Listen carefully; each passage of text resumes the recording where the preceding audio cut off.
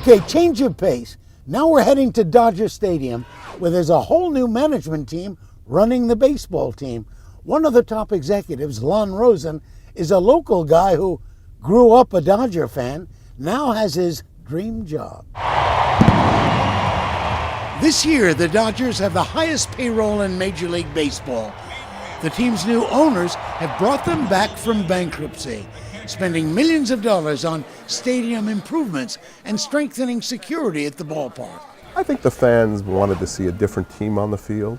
We've been able to put a really great bunch of players out on the field. Obviously the payroll's increased quite a bit. Just the whole vibe in the stadium has changed. We put about $150 million in the last 2 years into the physical stadium here. We love this iconic stadium. Everybody loves Dodger Stadium, but it needed a bit of a facelift. But it still looks the same. We just did some nips and tucks to help people here. That's Lon Rosen, Executive Vice President of the Dodgers. He's an LA native, grew up in the San Fernando Valley. Rosen got his start in sports management as an intern with the Lakers. There he met a guy named Magic Johnson. When I worked for the Lakers, we became friends. We're the same age, and we became friends right off the bat. And then we had a working relationship we developed, working for the Lakers. And at one point, he said, "Why don't you leave the Lakers and become my agent?" I mean, what more can anybody ask for? Leave the Lakers, become Magic Johnson's agent, the height of his career? I was the luckiest guy alive.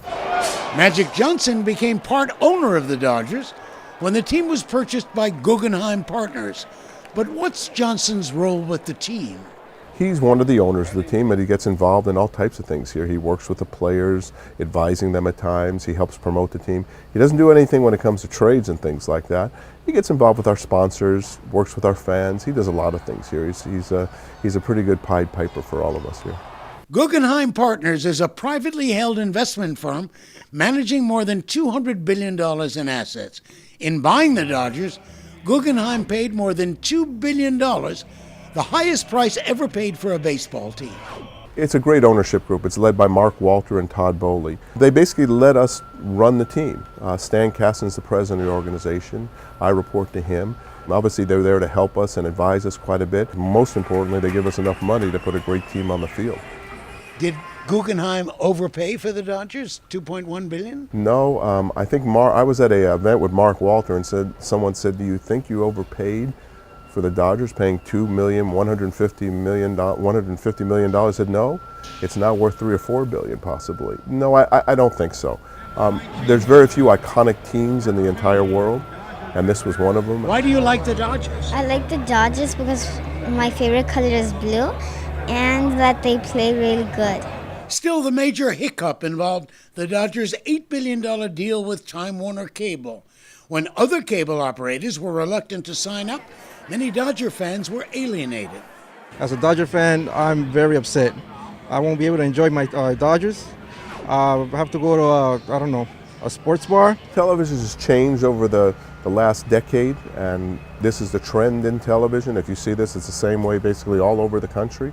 Monday Night Football used to be on ABC, and right now it's on ESPN. I understand what people feel about it, but obviously a lot of people are big fans of ours, and I'm sure that we're going to be where you want to be on the television dial very, very soon. The Dodgers are the biggest draw in Major League Baseball. They lead the league in attendance at home and on the road. Opening day featured parachute jumpers, fireworks, legendary figures like Vin Scully, Fernando Valenzuela, and other heroes from the past were saluted by the sellout crowd. I want to sell every ticket we can every night, and we strive to do that as much as we can. We'd like to have a sellout every game if we could. And we plan these things. We have promotions built around certain games where there's games that we think won't do as well. We actually have a strategy around every single game. Every game is like a movie opening for us, and we have to look at each one and market it and really plan what we're going to do with each game. From a business point of view, the Dodgers could generate a lot of money by selling the naming rights to Dodger Stadium, such as the Giants did at AT&T Park. Ever thought about selling the naming rights? That's not something in our plans right now. We're doing very, very well in sponsorship sales. We feel right now we're in a good place to be right where we are with that. This is quite a piece of real estate. Any plans on using that parking lot or developing the parking lot? Well, that parking lot is for parking. Our plans right now is to just do what we're doing. The price of hot dogs, the price of parking, what about that kind of thing? You know, our pricing is very competitive with others. Our parking right now, you can come in our parking lot for $10 as long as you buy it in advance. For a guy who grew up rooting for the Dodgers, this is a dream job. Lon, how long do you think you want to do this? What could you do next that would top this? I'm doing this for the rest of my life. I'm not going anywhere. Of course, the Dodgers made history with Jackie Robinson, the first African American in the major leagues. But across the country, there were other pioneers like Harlan Lambert in Orange County. Step to your right to avoid the confrontation. We caught up with Harlan Lambert recently at this park in Fullerton, where he was helping people train dogs they got in shelters and the pound. We're doing free training tips for those people who have adopted those dogs, because those people who adopted those dogs have saved the dogs' lives. Okay, watch this.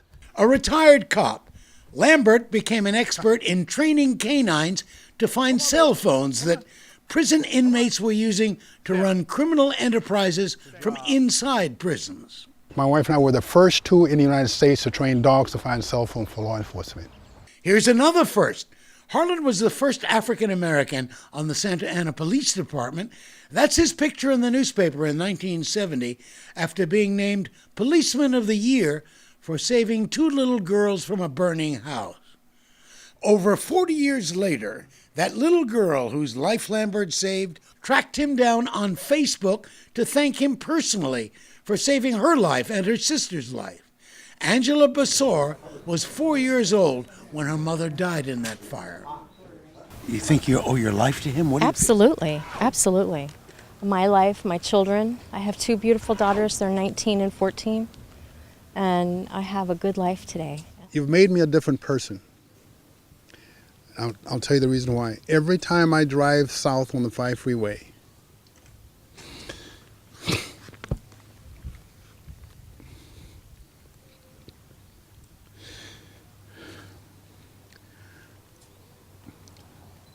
because many times I wonder what happened to you guys. When they did finally meet, they recalled that frightening experience. I remember waking up and hearing glass shattering. You know, the sound that it makes when it explodes, that ksh, ksh, ksh. And I heard a lot of that. And I remember going to my bedroom door and touching the doorknob, and that it was hot.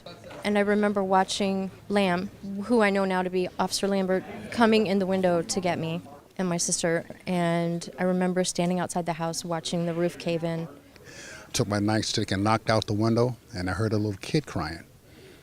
I crawled into the house on my knees, managed to find the bed, pull a little girl out, took her to the window, and handed her to my follow-up officer. Follow-up officer said, "Hey, Lamb, don't go back in." So I went back into the room, crawled around, and found the second girl. Harlan reminded us how much Orange County has progressed since 1970.